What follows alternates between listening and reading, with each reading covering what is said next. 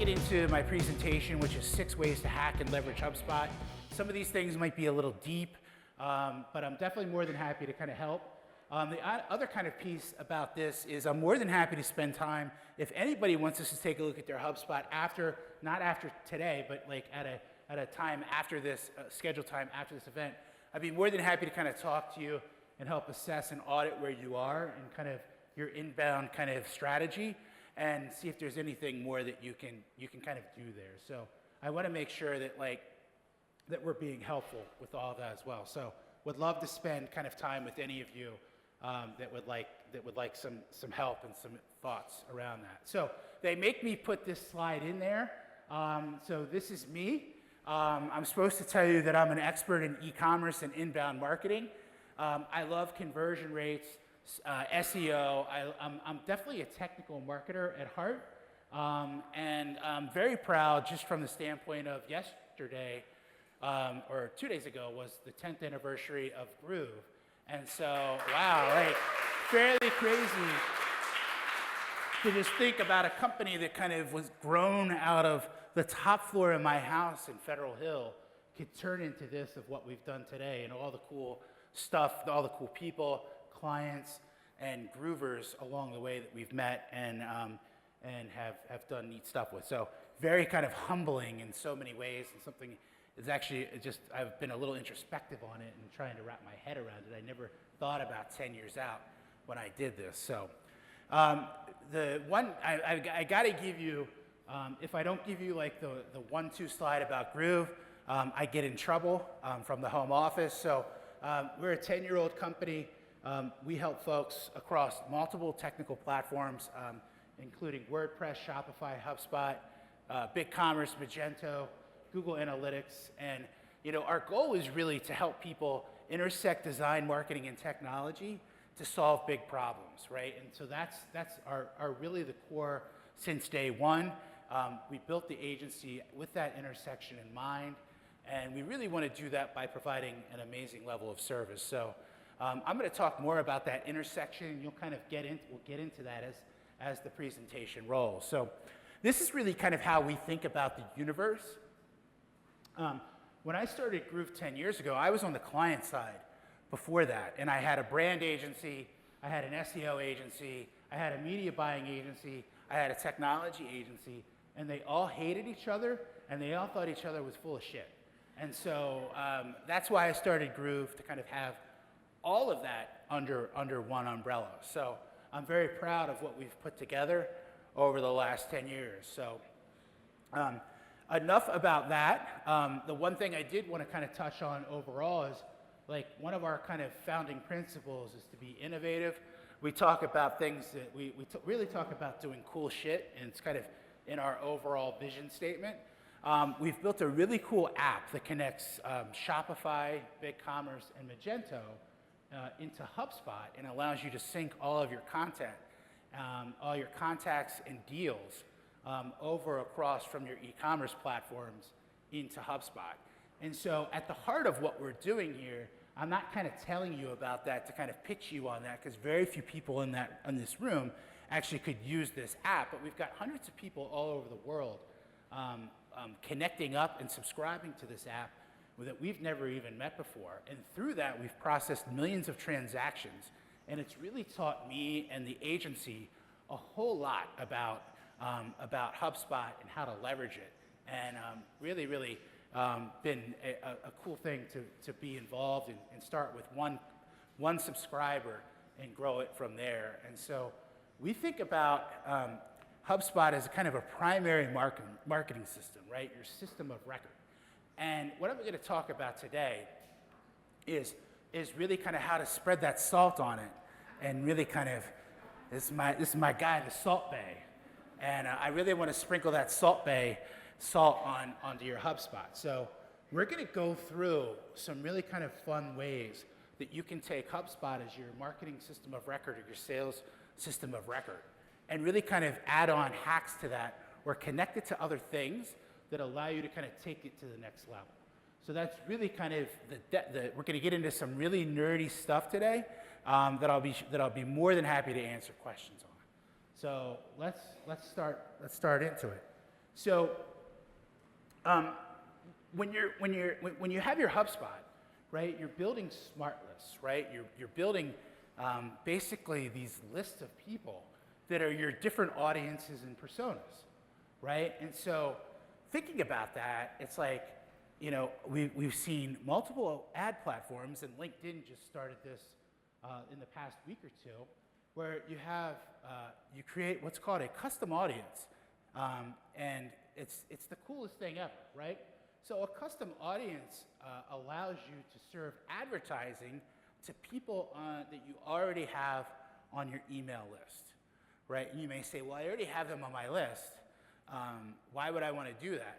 But I'll tell you, like, we want to do this because Facebook and Instagram are the greatest shows on earth, right? We have the ability to go out and connect with people that maybe are existing customers.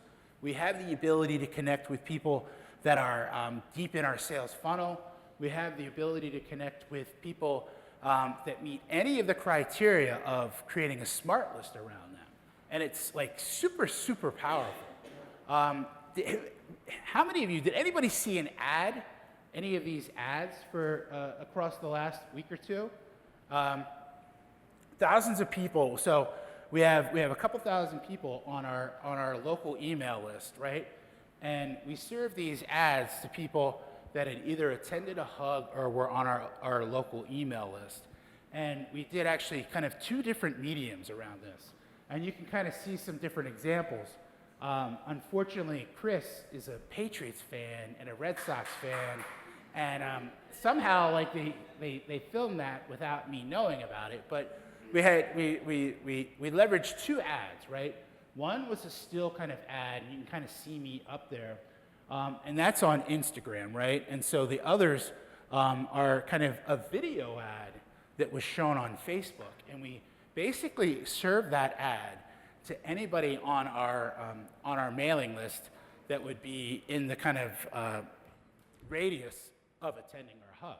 So this is our HubSpot kind of a screenshot of a contact list in our HubSpot. We've got about 1,846 folks that kind of meet the criteria that we have. We have their address information enough to be able to create a mailing list with that. So we typically go by state, although there's some other uses for that we'll put together. And basically, it's really simple. We have a bunch of different criteria where the mailing state is MD, or the mailing state is Maryland, it's PA or Pennsylvania, and so on down. And we basically created a smart list around that to see how many people in our overall contact database would be able to attend our local events. Because we work with companies all over the world and all across the country. And I don't want to be serving them or emailing them about a hug event in Baltimore, right? Because they don't give a shit, right? They want to go to a hug event where they are. So we have this list so we can kind of tell folks about our local events.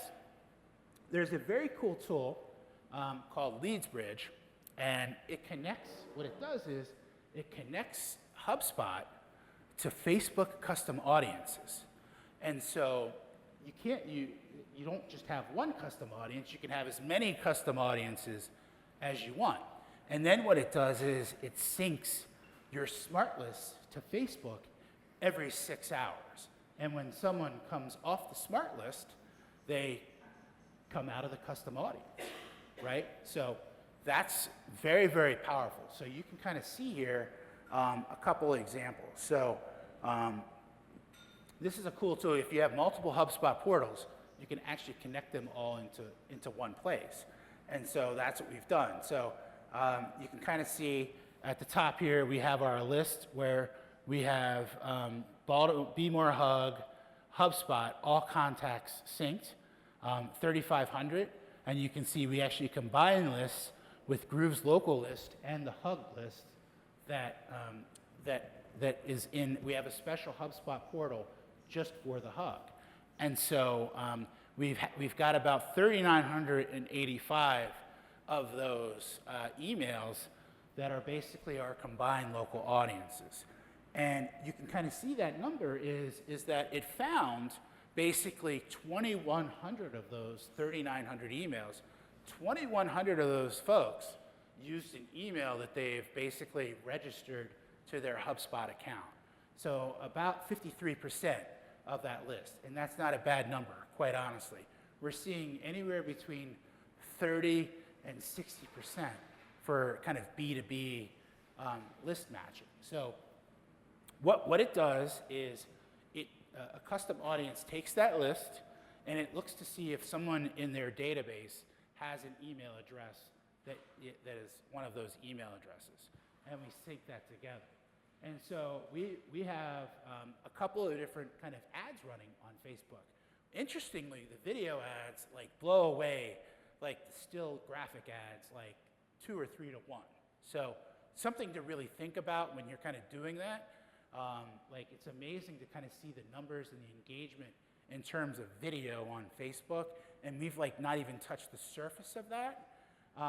So we presented that ad out, and we presented that to basically 2,100 people over the last week, and we had the most people ever sign up for this hug event, right? So while in some ways the data is not quite quantifiable, it's also like intriguing as hell to see that when we did do that, we actually had the best kind of signups ever in the history of doing this hug for the last bunch of years, right? So very, very powerful stuff. Not an expensive app at all, and it's basically, there's different tiers with it that are based on the amount of overall contacts that you're syncing with HubSpot, and it does lots of neat stuff. So you can kind of see here some of our lists. So we segment people in our database.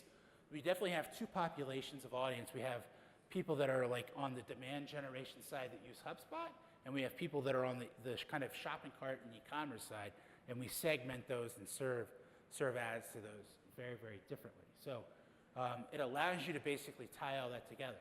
So AdWords has custom audiences, so does LinkedIn. Hopefully over time, we'll see LeadsBridge start to take advantage as those platforms have APIs that allow you to plug into that. So really, really cool stuff.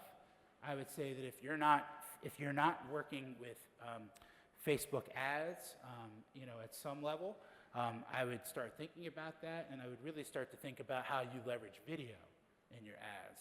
They can be animated videos, it can be whatever, but the movement on the page definitely like attracts more people to watch and see. So really, really cool stuff. Those ads also appear on Instagram as well. So you're kind of getting like bang for the buck two ways.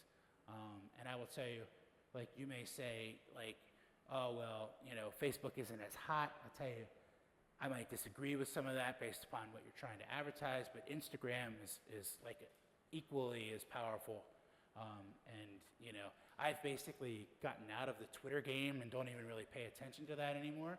And all of my thought is going into kind of Facebook and Instagram. So that's kind of the first thing, and I would hope all of you start to think about it. The next thing is direct mail. And people are like, direct mail, we're digital. Like that's crazy. And I'm an old school guy, like I'm from the country, I'm from Hagerstown. Like I kind of think about things a little bit differently. I just like, there's stuff that I don't buy in that digital is the only way, right? I think that like people love to kind of touch, feel old things, right? And so I think that direct mail is an excellent way to connect in and connect with your lead base. So why would you want to send direct mail to somebody? Well, I will tell you that it takes 6 to 8 touches to really deliver a sales qualified lead, right? Like there may be instances where that's not correct, but in those instances, someone typically has a major problem, or they might actually just not be fully kind of thinking about what they're buying, which can also be a problem in the long run. So it takes 6 to 8 touches to deliver a sales qualified lead. And if all you're doing is emailing people, like they're gonna get burned out on that, right? So again, Facebook comes into this. You can touch them through a video through Facebook. You can also put a physical postcard in their hand. You might think, well, that goes against what like HubSpot talks about. I'm like, that's kind of shit. You want to like use the tools in any way possible to reach your audience. So there's a neat app, web app called Lob. And Lob allows you to send postcards on demand, and it allows you to send letters on demand, and it also allows you to send checks on demand, although I wouldn't suggest sending checks to your, to your SQLs. Maybe, but maybe if it's the Fry Festival, or, you know, but, so this is a really neat tool, very, very developer focused, right? If you look at this thing, like it's all about APIs, it's all about templates, it's all about kind of XML, all of that stuff that makes your eyes bleed, right? As marketers, we're not supposed to know about how all of that technical stuff kind of works, right? I will tell you, the kind of underlying thing that you're going to get out of this is there's a tool called Zapier. I don't know how to pronounce it actually. I wish if there's somebody from that company is watching this Facebook, I'd love for them to call me and tell me how to pronounce it. But what that is, it's a piece of middleware that allows you to connect different applications together through their APIs, right? So ways to get data in and out of systems.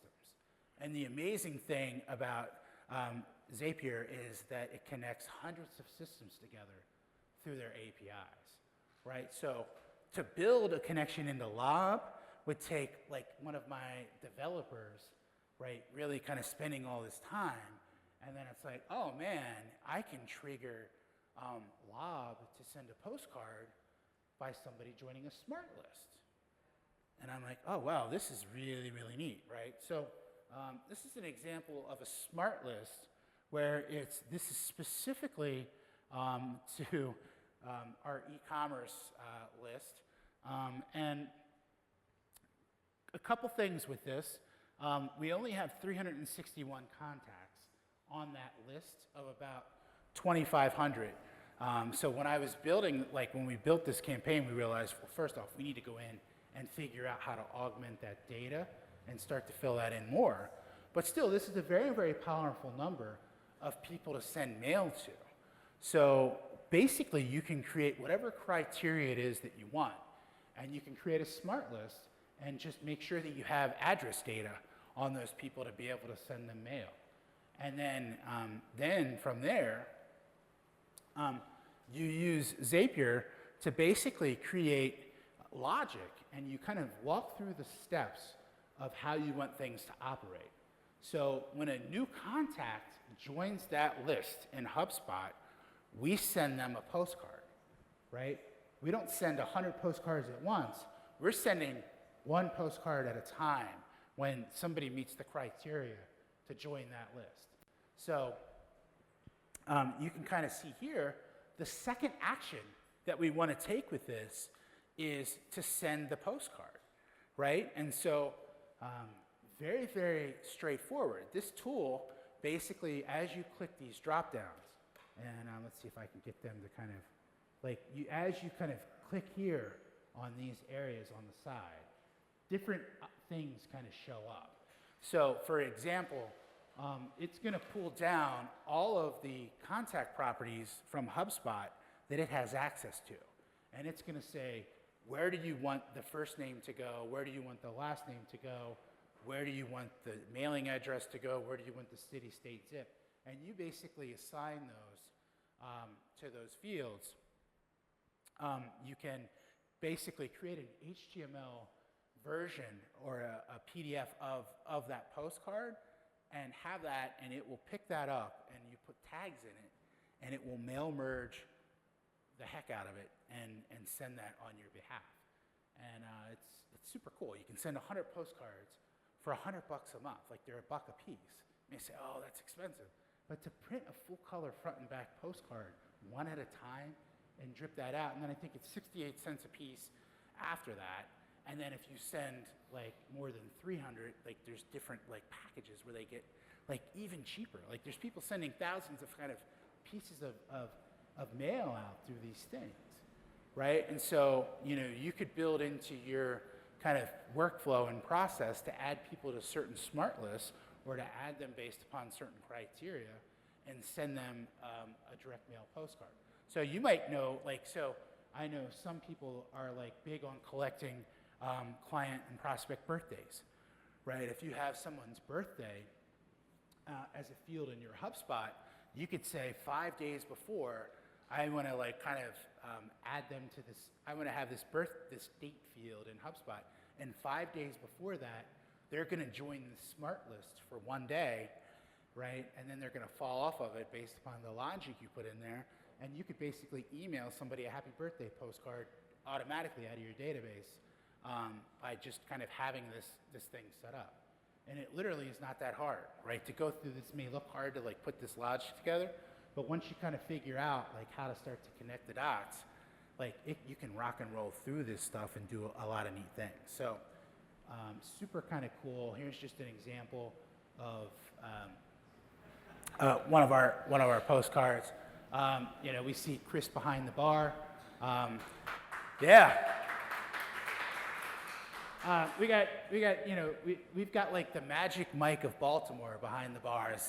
Is how we try to do things with our bartenders. So, but really neat stuff, right? So, and again, make HubSpot work for you in an automated way without you having to go do this, right? I have a friend, there's another service called Send Out Cards. I think it's great. Got a buddy of mine that sends out cards all the time to people about everything, but he can't, it doesn't allow you to really automate it. So, but this does. So that's kind of the second hack and something that I would suggest looking at with what you're doing. So a lot of ways that you can trigger that to go. So the third hack tonight is using Google Doc templates and links in your HubSpot, right?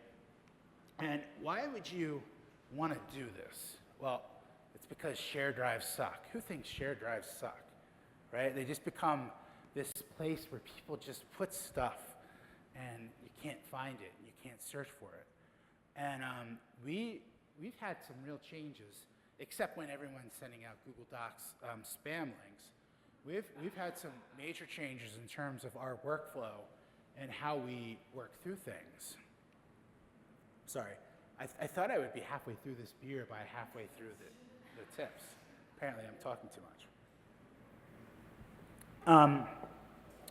So, it was just we were playing with HubSpot, and we figured out that when you put a fully formed URL into a single line text field in HubSpot, that it gives you a little kind of box to open, see if I can, it gives you this little box right here to basically open a link in a new window. And I was like, oh wow, that's pretty interesting, right?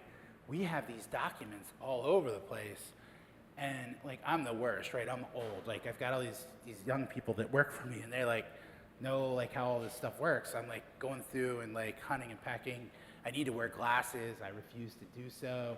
I can't find anything in the share drive. Then I throw a temper tantrum, and I'm why is this thing so disorganized? That's about half true. I started to realize, well, it's really interesting from a standpoint of everything that you put into a Google Doc or a Google Sheet, even a tab within a Google Sheet, there's a unique link for that, right? And it started to be why are we dealing with finding things in this Mac? Mac kind of file finder is the worst, right? So the biggest thing, I love Macs to death, but the biggest thing that sucks is the finder and going across gigabytes of information. And so we're starting to be all right, well, let's start to put the links to Google Docs in our CRM records as we're doing things. And as you go through the sales process with us, there's a handful of things that happen. We're a big fan of assignment selling. So a lot of times we'll give you an assignment in the process of selling to you that we want you to kind of go take away and bring back as homework, right? We think that validates people in the lead process. Not everybody that we talk to, people will kind of move around that if they're a personal referral or a really warm referral. But the more information that we can get from you, the better it is for us in the sales process. The next thing that we do is that we create an estimate for every project or monthly retainer that we work on, right? And so that is very powerful for us as well. Then we have a proposal in Proposify that has a unique URL as well.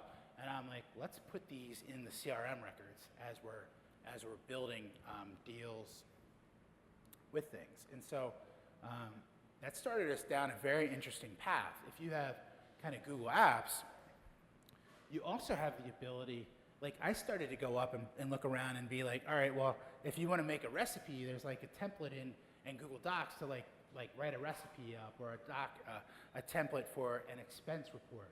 And I'm like, can we make our own documents?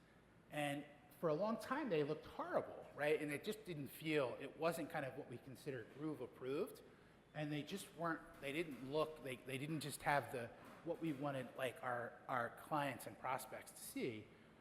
And eventually over time, more and more features and functionality came into those. And so we started to build a library of our own document templates in Google Docs. And this is a screenshot of that. And so different assessments, different onboarding documents, all of that we've created in templates. And when we want to send one out, we basically go new from template, pick the template, and then you fill in the blanks. And so this is just an example of our strategy intake document. We'll put our client's name in there, but we'll use these documents over and over again, and it's really just become like amazing. And I love it, right? Stuff is easy to find. It's the best search engine ever for documents. Like just a great process. Here's a technical project spec doc template. And so we're adding these templates constantly, right? So we're constantly adding these templates as we come across new things to add. And it's been like super powerful for us. The other piece is that one of the biggest problems with Google Docs is just document ownership. And so one of the things that we're kind of working through now is a tool called Power Tools that basically you create an account and it automates the sharing of folders for you with specific permissions. So that's one of the things that we're working on now. And so far it's been really, really neat to see that. So super powerful stuff. There's always the kind of internal battle of online versus offline. And it's definitely one of those things where I feel like, there's a danger if Google Docs changed, if something changed, would it be a problem? There's multiple tools in the Google Apps Marketplace to back things up automatically. There's a lot of different ways that you can do that, but I feel like the value of us streamlining our operation and having much more consistent templates and not having a Word document stored away on somebody's My Documents folder on their machine versus having it in the cloud that anybody can get to it, even if I'm in California, is worth the potential risk with that. So super cool stuff. Putting a fully formed URL in any field in HubSpot will allow you, it will automatically link that field for you. So very, very powerful. So encourage you all to look at that. So number 4, collect contacts at conferences and events. Who does conferences and events? Anybody? Yeah. How many of you do conferences and events where you have like the little scanner thing? Anybody? Yeah. How many of you think that those little scanner things absolutely suck? Yes, absolutely. They drive me up the wall. And then now they've come out with ones you can do on your smartphone, and they suck as well. I really think the people at these conference places like fill the walls with lead, so the internet never like works the way it should. The other thing about that is that none of those systems are dynamic. You have to go up at the end of the event and download those and hope that whatever information that they put in there is correct. And most of the time, it's not, because I've looked at like what I entered versus what I got. And there's always a problem, and it's not dynamic. And so if you have HubSpot, it's really cool. There's ways to get around that and start to collect data. And there's a tool called iCapture. And basically, they allow you to create iPhone and iPad kiosks. And they don't have necessarily a direct integration with HubSpot, but it's a simple hack that can get you there. So I would highly suggest kind of getting, we've tried kiosk stands, and we've tried handheld things like this, except without the big, horrible watch, that allow you to get data from people. So if you have an iPad holder like this, it protects it, it keeps it safe. You can also kind of hand it off and take it back from somebody and allow you to collect that data. And so with using iCapture, you create a form in HubSpot with all of the fields that you want to collect from someone and all of the kind of data points with that. And with every kind of, almost with everything in HubSpot, there's a unique identifier in the URL. And it kind of looks like it's this part right here that's highlighted, right? And so this is your portal ID, and then this is the unique identifier of that form. And so what this app allows you to do is it allows you to post to forums through the app and push the data right into HubSpot. So they have a form builder, and what they want is basically the form action URL, and you can see it right up here, right? So if I go back, you can kind of put that in like this, and then you need to basically get the API location of the form, which is different from this. It looks like this, forms.hubspot.com, and you put that unique identifier in there, and then you can set all of your fields up. Now, if you look at this, we collect basically first name, last name, email, company, and then we do hidden fields with kind of the campaign and kind of UTM stuff in the URL, so we can track specifically where they're coming from, right? The whole kind of amazing thing about HubSpot is that it allows you to cookie people and kind of follow them around. We're not cookieing these people, so we need to track them differently as they come into that system. And then this is, they basically have a WYSIWYG tool that they, and an app that you install on your iPhone or iPad. And so you build basically your screens in this tool, and then you put a little code in your iPad, and it sucks it all down and allows you to use it even offline if you don't need to. So this is an example of what we did, first name, last name, and basically you're touching on the iPad, and it really is a fast process to just like either type somebody's info in for them or to do it yourself. And especially if you're giving something away, people are more apt to kind of fill that out. You know, it's got shortcuts to put kind of email addresses in, and then how can we help, right? So what service are people really interested in? And that all ties back to fields into HubSpot. And that could be whatever you want it to be. And then you can basically create a smart list of people that have filled out that specific form, and then you start a workflow. So it's not enough for me to communicate with somebody a day or two after we've gotten back, like to the trade show, right? Like that kind of interaction needs to start much sooner. And quite frankly, if you come by our booth on a Tuesday and the show goes till Thursday, and we start to communicate with you, remember those kind of 6 to 8 touches, we might be able to get kind of multiple touches even before, like in person there at the show, like something that most people don't even think about. And so working through that, we're sending the first email within hours of them coming by your booth, and then sending multiple emails along the way.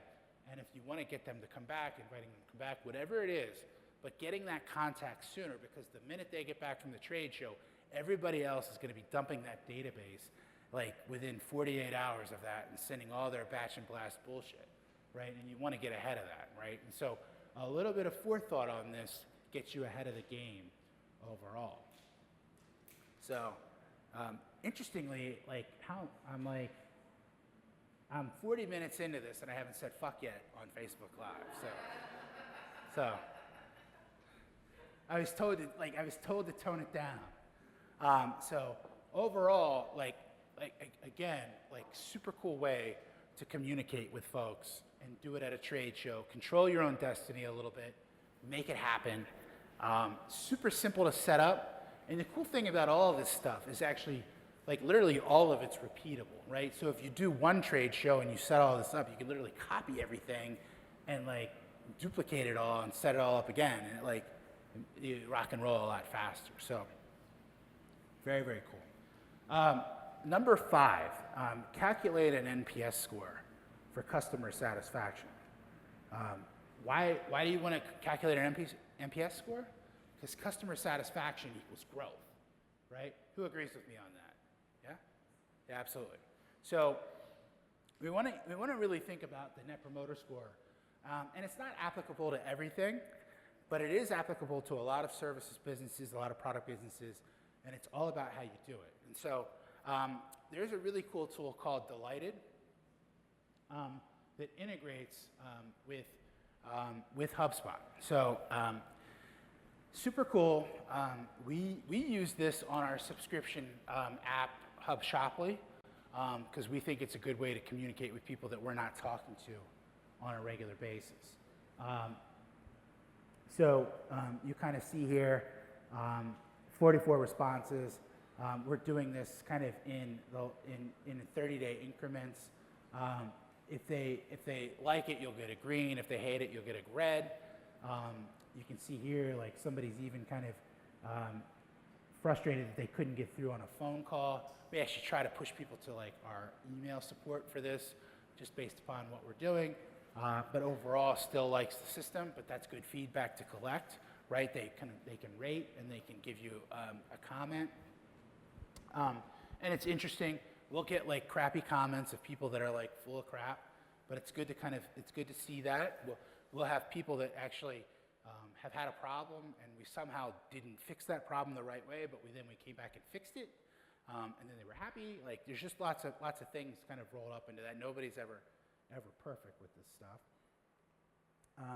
And so we're sending out the survey 1 month after we put them into this system. So the first thing that you want to do with this is you can actually connect your Delighted to HubSpot.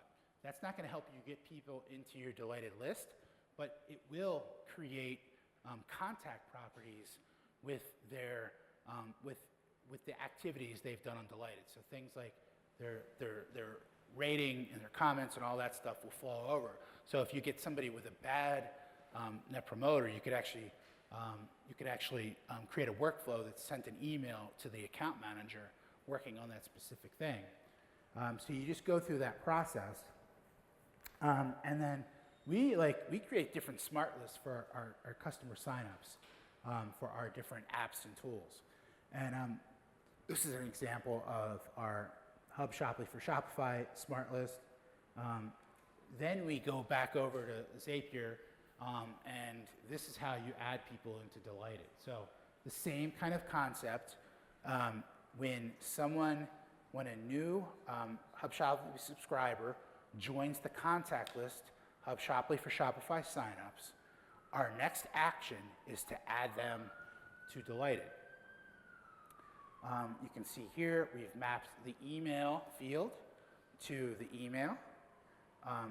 Delighted only allows you to have a first name, or it only allows you to have a name field. They don't allow you to split the first name and last name out. So we put that together with a space in the middle.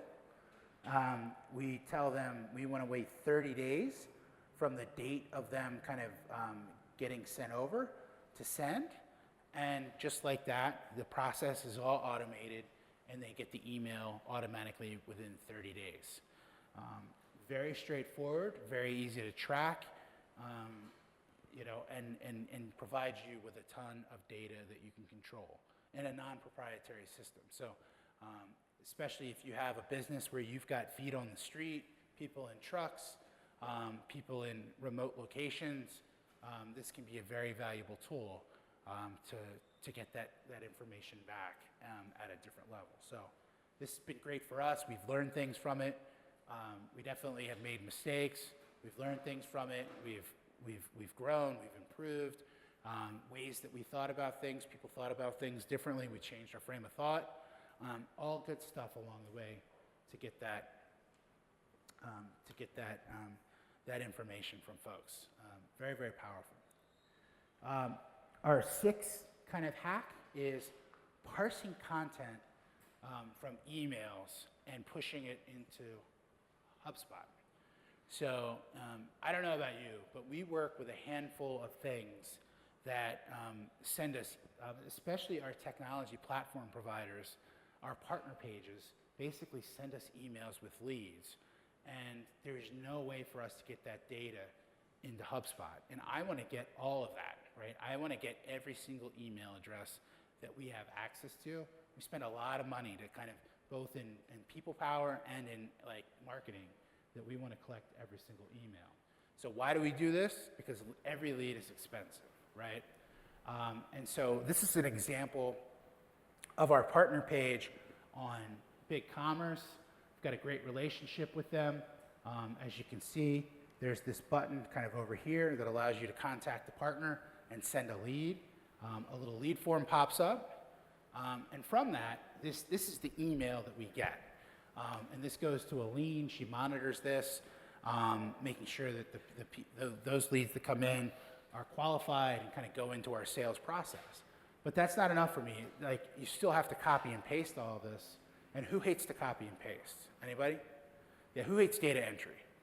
Yeah, it sucks. So these come over to us like every day, multiple times a day at times. So I was like, there's no way for us to kind of hack HubSpot into that form, closed off system. How are we going to do this? And boom, I was looking at Zapier, and they have a tool called an email parser. And what that is it basically is a email alias that you can set up to send emails to. And so what we've done is we've created a Google group as an alias that our BigCommerce emails go to. They go to internal kind of sales support, but also in that group, we send it to this email alias. And what happens is like, basically the email I just showed you, it came over right into this system, and this is what it saw, right? It read the email. Basically, if there's HTML in the email, it'll just take all of that raw and put that into this initial template box. And what you have to do is you have to kind of map out the fields and what they do. So for example, I've highlighted the first name, and I'll map that out as first name. We've tried this a bunch of different ways, and when we include the label of the field, like first name, it works much, much better. To be honest, you have to remove that out at a point, which I'll show you, before that can go into HubSpot. Otherwise, everything will say first name as it goes into HubSpot. But we want to include the whole kind of string. And you can kind of see here, it's replaced basically all of the fields that we want to collect with the yellow text, right? And it will learn over time, and it will get better over time, right? So we want to collect the company name, the first name, last name, email address, phone, state. Other than that, like our salespeople kind of take care of the rest, but at least we get the kind of primary profile stuff into HubSpot like as soon as possible so that we don't lose that email. So you go back over to Zapier, you kind of select which mailbox. Like, I should have named this one BigCommerce and given it a unique name so I could kind of see it better. But you pick the mailbox, and then they have some really neat tools. So they have a tool that will allow you to extract an email address out of a bunch of text, right? So we do that first. So we extract the email address out, and we turn that into an email. We basically, they have a tool that allows you to find and replace text. So where it says first name : space, we'll find that and replace it with nothing. So it just ends up being the first name. And again, this seems like a lot of kind of logic to put together, multiple steps. So we'll go through the process of removing first name, last name, company name, state, etc. We'll go through this process in Zapier and remove that stuff. But once you kind of figure out how to do it, it just kind of flows very, very easily to make that happen. And we'll replace that and just leave the output of that. And so next, then we get over to HubSpot, to the HubSpot part of the Zap. And so the next action that we do is we add the contact to HubSpot. And as you can see here, we've taken the output of the email and mapped that to the email field, right? And so again, this is the deepest one that we go through. But we map first name to first name, last name to last name, state to state, and on down the line. The next thing we do is we wait for 1 minute, and then we basically take that email address and look it up in HubSpot because we want to figure out what the HubSpot ID for it is.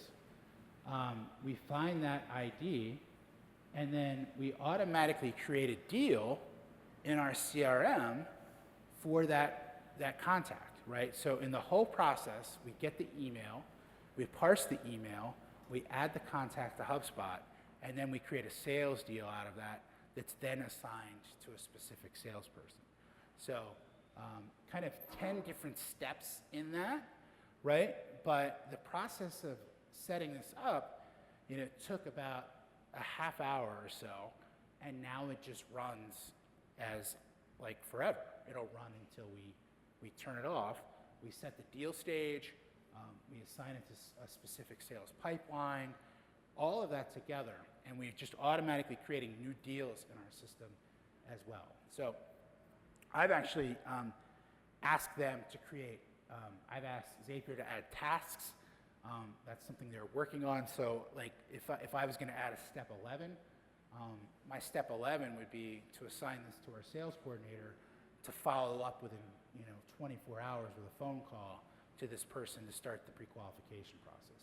We like to be within 1 or 2 hours, but I would set the task as being due 24 hours out. So this is kind of as the experience level has grown and going through these steps, the ability to automate this data and move it around from different places becomes like really, really powerful, and you don't have to touch it, because anytime you touch something, you can get human error.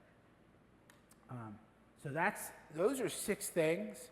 I always like to do one extra, and so the seventh tip, the 7th hack, the one more thing, is creating a customer unsubscribe feedback loop. And so why would we want to do this? Because unsubscription may be the first sign of unhappiness. If you have somebody that's a life cycle stage of a customer in your system, I can tell you that I want to know about it, like when one of our customers unsubscribes. It might be that that employee has left, and that's fine. But it also may mean something entirely different. So we have a list, we have a smart list for life cycle stage equals customer, and we also have a suppression list of opt-out. And we map that together. And when somebody meets that criteria, they get added to this list, and we kick off a workflow. So a couple things happen. So everybody is assigned an account manager here organizationally. So whoever the owner of that contact is in HubSpot, they get an email that says a customer is unsubscribed. I'll show it to you here in a second. And then our marketing team gets an email with that, and then leadership gets an email with that. So something that we take pretty seriously. So when a customer unsubscribes, multiple people start to know about it and want to like start to interject, because we might be trying to save something, we might be, who knows, right? So we then kind of send this email, right? So this is an internal email that's sent via workflow.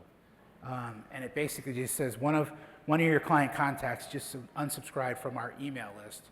Should this have happened, this means that HubSpot will no longer email them anything ever. Please reach out via phone and check in. And we just send that information over, and it just runs in an automated fashion. And the goal being that this email never comes out, right? That's the kind of the goal with this. But you know, we know that that's not true in a services business.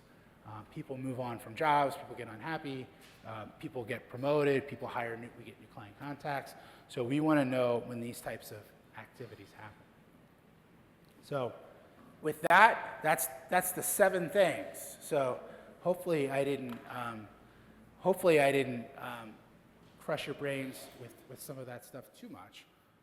But I'd really like to open it up for a little Q&A time if anybody has any questions.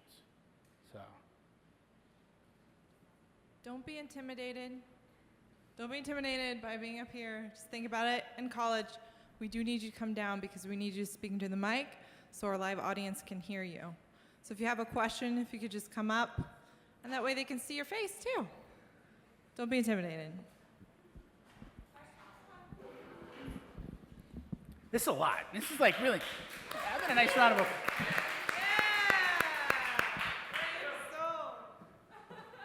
Way down here. And you know what? The mic stand is way too tall. It's okay. What are we doing here? We're much more hospitable than this. So, all right. Okay, so my question is, you know, the one thing that HubSpot doesn't do yet is they don't have reply detection to, you know, so that people are no longer in workflows. So we use Zapier, or however you said it. And I was just wondering what do you guys use for reply detection so that they're unenrolled from workflows? So we use kind of goals for that, and so we're kind of so for kind of things like that, we're using more of sequences in Sales Pro. So that is the challenge overall with workflows in general, and you can kind of, you have to manually do some things or set some criteria to like unenroll them from that. But if you're doing one-off kind of like email drips to like a single person, we'll use sequences for that in Sales Pro and send off a series of emails. And if you're using G Suite or Office 365, it will stop sending the sequence when somebody replies to that. So it will track that in the CRM. So a couple of different ways like to go about that, and that is like an overall kind of challenge. So how about let's give her a round of applause for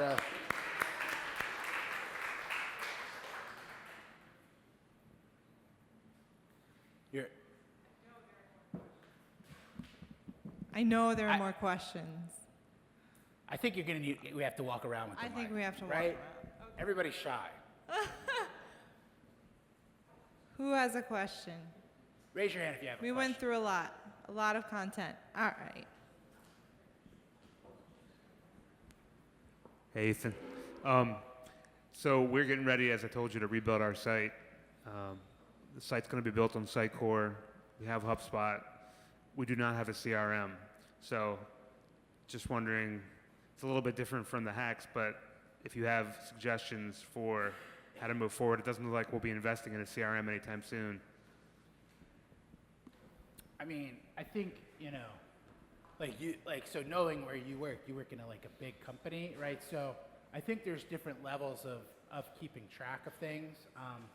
I think if you don't have a CRM, that's incredibly difficult, and you may even at some point figure out how to keep track of that stuff on your own, with even using CRM, but not the salesperson using CRM, right? So kind of maintaining that and kind of just manually following those things through the process. The biggest kind of benefit about all of this being wrapped together is kind of the closed loop of everything and being able to track where everybody come from. So even folks that use Salesforce can use Sales Pro and other things. It kind of it integrates and layers very well with that. So I would look at that or kind of figuring out a way to track that stuff internally. So it's definitely a challenge if you don't have a way to kind of close the loop on all of this, because that's how we work. So we work with a client where they are using a homegrown e-commerce platform for one of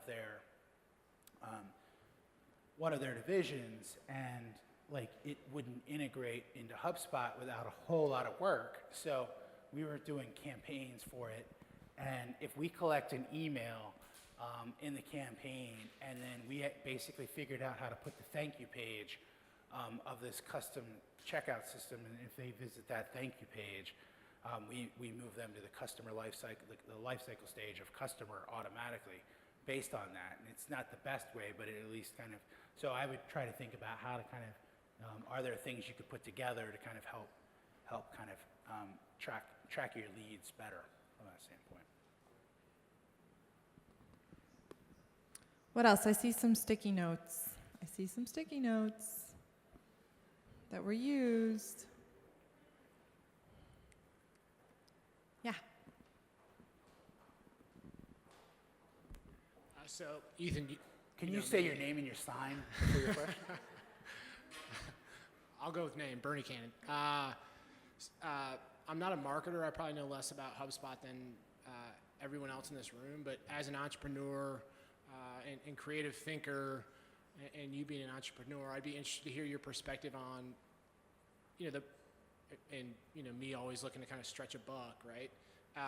What's the most cost-effective way to use HubSpot to reach your target market? Can you send out email blasts through the system, or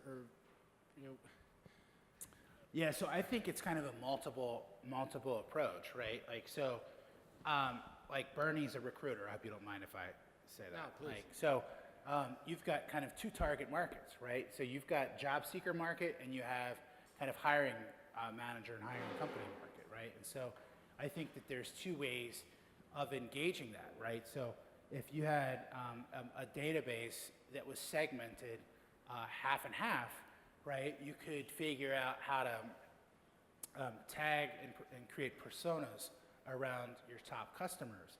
So let's say that you were, if you had a list of like CFOs, and you had a hot job for it, and it was a high-level job, you could probably spend 10 or 20 bucks a day in Facebook advertising and just reach the CFOs in your mailing list and try to get an ad in front of them, like to just at least get them to think about you, right? And so I think, thinking about what your audiences are, and then kind of creating communication for those audiences is like the first step of that. So there's two parts to HubSpot. There's the HubSpot market. Well, there's actually more than two parts, but you've got the HubSpot marketing platform that allows you to have analytics and track the sources of where your site visitors and leads are coming from. And then you have HubSpot Sales and Sales Pro, that is the CRM aspect of things. And interestingly enough, like in 2017, we've seen a huge amount of people just using the CRM piece of HubSpot and not the marketing piece. So you can still track your contacts. You can create basically properties, or like basically a dossier on your contacts, and start to engage with them in different capacities. So that would be the first step. The second step would be to create a website that has make sure you've got calls to action, make sure you have interesting things that people would want to give you their email address for. That's changing and evolving, right? When we started using HubSpot, it was all about ebooks, then it was all about webinars, then it's all about videos and all kinds of different things. So it's constantly, as marketing people really suck, because they take any good idea and completely fuck it up, right? They completely overuse any idea that works. And so the stuff that I told you about custom audiences and stuff, I'm sure people will fuck that up in the next 12 months. Pardon my French, but it's just we see it happen over and over, and things evolve and change, and platforms evolve and change. So I think just constantly kind of like seeing what's going on in the marketplace and having a strategy and making sure that you're creating sales funnels around each of your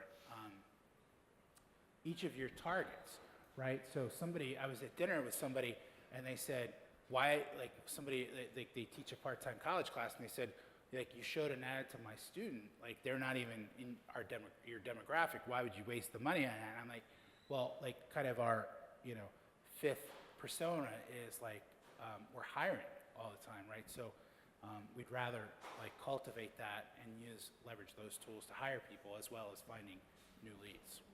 So, yep. This is Chris, co-leader of the Hug, also a Groove employee, but I had a quick question for Ethan, and I don't know your answer to this question, but what do you think the most underestimated tool or capability within HubSpot is that people don't take advantage of enough, whether it's CRM or on the marketing side? It's such a big question, Chris. Loaded question. Yeah, I mean, I think, I think overall, I think using HubSpot as your system of record for your contact database is something that most people aren't thinking about. They're thinking about HubSpot as like an email blaster. And if you're just going to use it as an email blaster, like there's much cheaper options out there. So creating a loop around from marketing and sales, right? Being able to track that kind of that handoff in the process is where the system really becomes powerful. And whether it be the new kind of messages thing, which is like a live chat for your website, taking advantage of all of those, whether it be the meetings tool, like the biggest thing that I've gotten value out of is their meetings tool that connects into my calendar, because lots of people want to meet with me, and there's a priority of people that I allow that do meet with me. So if you want to talk about working with us, you absolutely are the highest priority on the list. If you want to like kind of partner with us, like you kind of drop down a little bit lower. If you're trying to sell me something, you drop even lower than that. And if you're like selling SEO services from India and sending me emails at 2:30 in the morning, like you kind of like really like are way down here. So, I wish I could turn our contact forms off at like midnight and turn it back on at 6 a.m. sometimes. But yeah, so I would say meetings is the biggest tool that I love overall. Do you have a question up here? Yeah. Oh.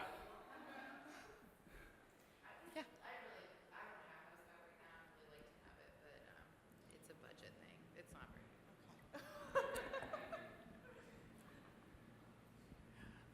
I may have, my name is David Ryan. I'm sorry if I didn't catch this, but if the wall's all full of lead, then how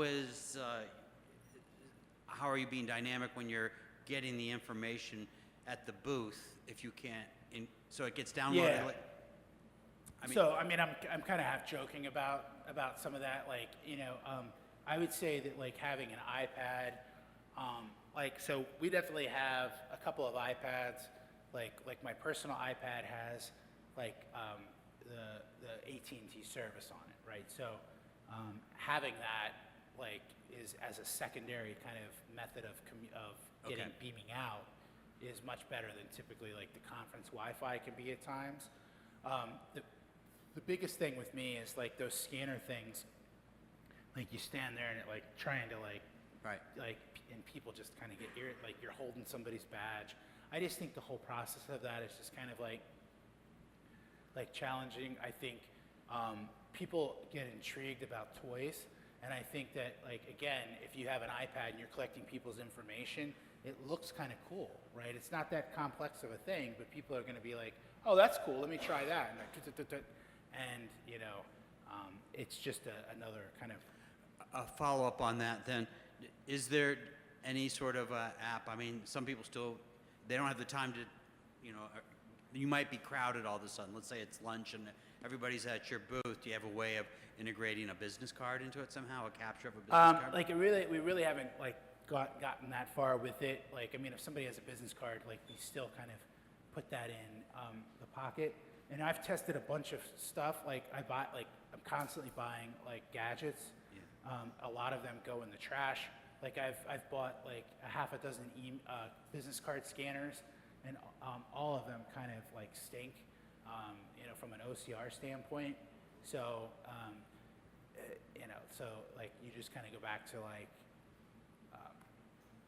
that. So I think HubSpot may have some stuff coming on that I'm not allowed to talk about, but like you might see some things like around that this year. I don't know. So Thank you. Anybody else? Are we all ready for more queso? Everybody's hungry again. Okay, great. I think Chris is let's give Ethan a hand. Thank you so much.